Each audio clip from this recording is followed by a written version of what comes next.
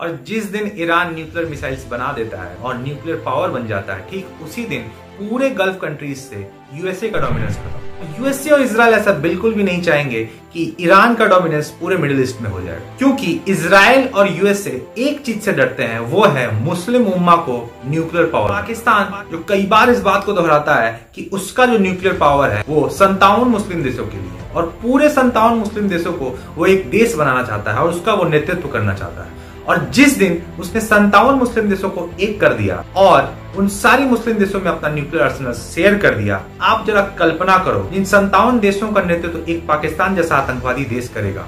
वो देश पूरी दुनिया के लिए कितना खतरे को देखते हुए इजराइल ने प्रीएम्प्टिव एलिमिनेशन करके बहुत ही प्रिसाइज अटैक करके ईरान के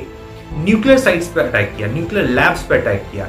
ईरान के नतांज एरिया पर अटैक किया, जहां पर ईरान के top military commanders, top leaders, nuclear scientist के जवाब में ईरान ने जो रिटेलिएशन किया वो काफी धमाकेदार था। और पहली बार इजराइल को भी लगा कि इसको जवाब मिला, कि इजराइल भी पहली बार डरा हुआ। और ये ईरान का रिटेलिएशन इतना हार्श था कि 350 से ज्यादा बैलिस्टिक मिसाइल ईरान के, जिसने इजराइल के बहुत सारे लोकेशंस पर और उसके प्राइम सिटी यानी तेल अवीव पर रातों रात इतने बम बरसाए जिसके मरने वालों की संख्या इजराइल बहुत कम कर। इवॉल्विंग सिचुएशन में चाइना और रशिया भी बीच में आ जाते हैं और उनका रोल इसमें आ जाता है। और पीछे बैकएंड में अगर हम देखें तो यूएसए के साथ नेटो कंट्रीज आ जाती हैं। और जिस समय चाइना, रशिया और नेटो कंट्रीज इस ईरान और इजराइल की लड़ाई में घुस जाते हैं, आप लोग को समझ लेना होगा उसी दिन अनऑफिशियल तरीके से वर्ल्ड वॉर 3 का भारत इस पूरे कॉन्फ्लिक्ट को अपने आप को एज ए न्यूट्रल पोजीशन में रख के देखेगा और भारत इस पूरे कॉन्फ्लिक्ट को बुद्धम शरणम गच्छामि से युद्धम शरणम गच्छामि की यात्रा को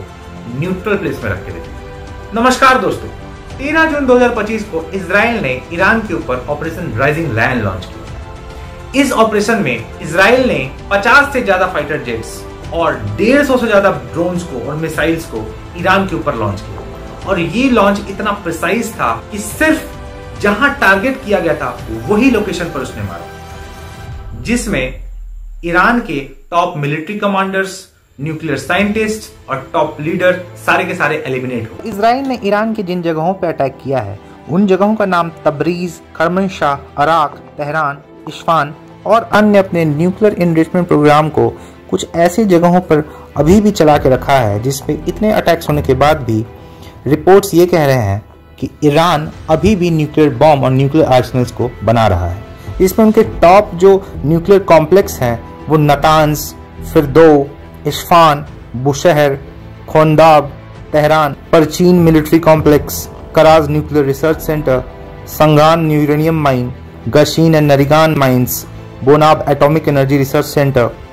इमाम हुसैन यूनिवर्सिटी। नतांज की इस्फाकान प्रोविंस में यूरेनियम एनरिचमेंट प्रोग्राम चल रहा है, जिसमें ईरान यूरेनियम को प्यूरिफाई करने की कोशिश कर रहा है, जिस यूरेनियम को प्यूरिफाई करके वो अभी के हिसाब से 9 से ज्यादा न्यूक्लियर बॉम्ब बनाने की कैपेसिटी रखता है। ईरान का एक और न्यूक्लियर साइट जो कि फिरदो है, जो नियर कौम में है। फिरदो एक ऐसा लोकेशन है ईरान के अंदर जो कि इसका रिसर्च लैब सेंटर जो है, जो ईरान डेवलप कर रहा है, वो एक बहुत बड़े पहाड़ी के नीचे है, क्योंकि ईरान ने इस चीज को इतना खुफिया तरीके से एक पहाड़ के नीचे दबा के रखा है कि कोई भी मिसाइल उस पर अटैक नहीं कर सकता है। यहाँ पे लगातार ईरान अपने न्यूक्लियर रिसर्च कर रहा है और इसी से डर के यूएसए और इजराइल ईरान के ऊपर लगातार हमले कर रहे हैं। और मेन मोटिव यूएसए का इसमें यह है कि वहां की रिजीम को बदला जाए, वहां के सियासत को बदला जाए, वहां के जो राजा हैं अल खमीनी, जिनका पूरा नाम रुहयतुल्लाह अयतुल्लाह खमीनी है, उनके पूरे सियासत को, उनके रिजीम को बदल दिया जाए। एक रिपोर्ट की माने तो ईरान के पास 100 केजी से ज्यादा यूरेनियम एनरिच्ड है, जो कि 60% U-235 है।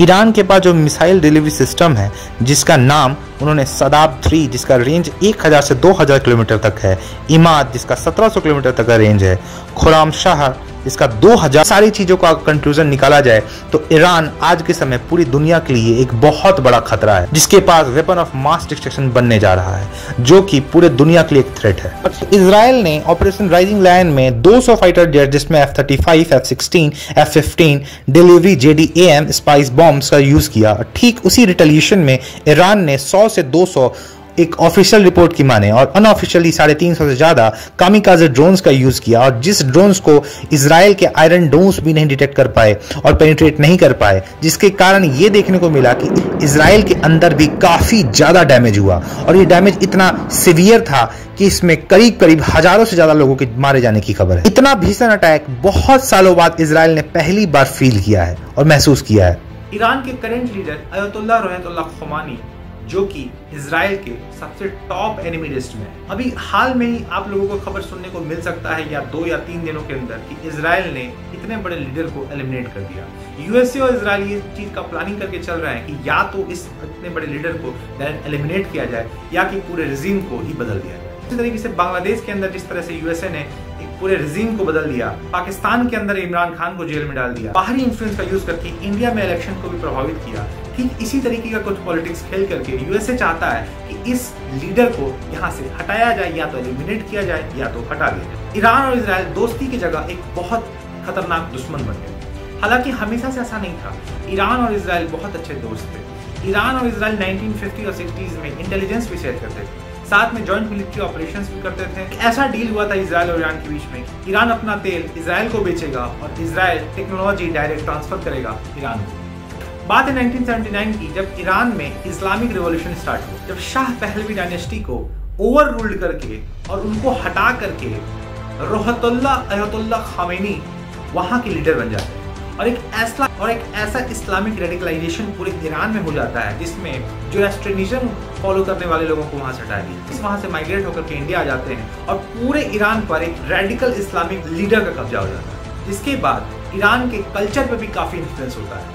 जहाँ ईरान में महिलाएं स्वतंत्र रूप से बाहर घूमती थी, पूरे इंडिपेंडेंट होकर के घूमती थी, और वहाँ की तस्वीर अगर आप यदि देखेंगे तो आप यकीन नहीं करेंगे कि वो उस समय का ईरान था, जहाँ गाड़ी चलाने की आज़ादी थी, वोट देने की भी आज़ादी थी, हर तरह की इंडस्ट्री को ओपन करने की आज़ादी थी। उसके बाद एक ऐसा शासन आता है जिसके बाद ईरान अपने कल्चर को भूल जाता है। ईरान के अंदर एक कल्चरल डोमिनेंस शुरू हो जाता है। जैसे ही शाह पहलवी डायनेस्टी को खत्म करके एक नया डायनेस्टी स्टार्ट हो जाता है, इजराइल को ईरान ऑफिशियली शैतान देश कहना शुरू कर देता है, और ठीक उसी समय ईरान अपने देश से इजराइल के एम्बेसी को बंद कर देता है, पैलेस्टीन लिबरेशन आर्मी के हाथों सौंप देता है। होता है इजराइल और ईरान के बीच में दूरी। हालांकि अभी की बात करें तो यूएसए कई बार मीटिंग करके इस बात को कह चुका है ईरान से कि वो अपने न्यूक्लियर प्रोग्राम को वहीं स्थगित कर दे, बनाना बंद कर दे, रोक दे। लेकिन इन सारी डील और मीटिंग्स के बीच में ही इजराइल ने ऑपरेशन राइजिंग लायन लॉन्च कर दी,